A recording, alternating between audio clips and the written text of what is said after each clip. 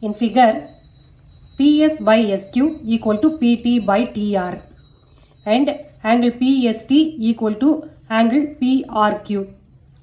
Prove that triangle PQR is an isosceles triangle. கொடுத்திருக்கதை எழுதிக்கலாம். Given PS by SQ equal to PT by TR and angle PST equal to angle PRQ.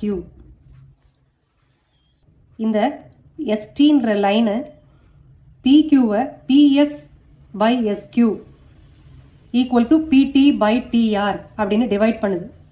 இந்த ரெண்டு பக்கமும் same ரேஷியோவில் divide பண்ணியிருக்குன்னு அர்த்தம் இந்த ஸ்டேட்மெண்ட்டுக்கு. அப்போ theorem 6.2 இருக்கு இல்லையா, if a line divides any two sides of a triangle in the same ratio, then the line is parallel to the third side. So அந்த தியரம் படி ST parallel to QRன்னு வந்துடும். அந்த ஸ்டேட்மெண்ட் அப்படியே எழுதணும், மனப்பாடம் பண்ணிடுங்க.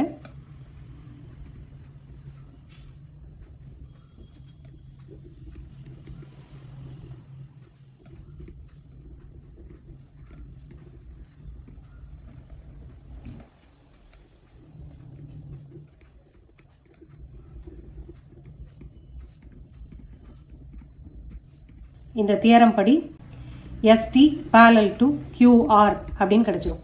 அப்போ STயும் QRும் parallel sides அப்படின்னா இந்த ரெண்டு ஆங்கிளுமே கரஸ்பாண்டிங் ஆங்கிள் ஆகிடும்ல. Angle PST equal to angle PQR. Since angle Q and angle S are corresponding angles.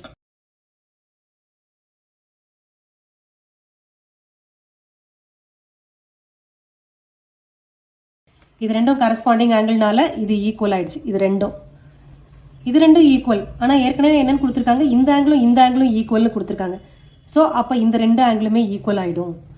இப்போ கொடுத்துருக்கிறது தானே இது ஆங்கிள் PST ஈக்குவல் டு PRQன்னு கொடுத்துருக்காங்க.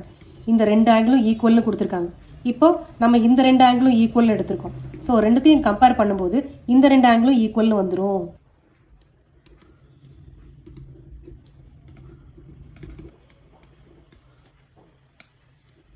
angle PST equal to angle PRQ equal to angle PQR. இப்போ இதிலிருந்து angle PQR equal to angle PRQ. ரெண்டு ஆங்கிளும் ஈக்குவல்னு வந்துருச்சு. ரெண்டு ஆங்கிள் ஈக்குவல்னா அந்த ஆங்கிளுக்கு ஆப்போசிட்டாக இருக்கிற ரெண்டு சைடுமே ஈக்குவல். ஒரு ட்ரையாங்கிளில் ரெண்டு சைடு ஈக்குவலாக இருந்ததுன்னா அது ஐசாஸ்லஸ் ட்ரையாங்கிள். இப்போ ப்ரூவ் பண்ணிட்டோமா? இது ப்ரீவியஸ் இயரில் படிச்சிருக்க theorem. Sides opposite to equal angles are equal.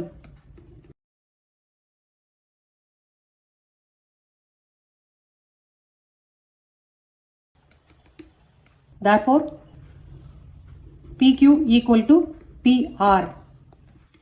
Therefore, triangle PQR is an isosceles triangle.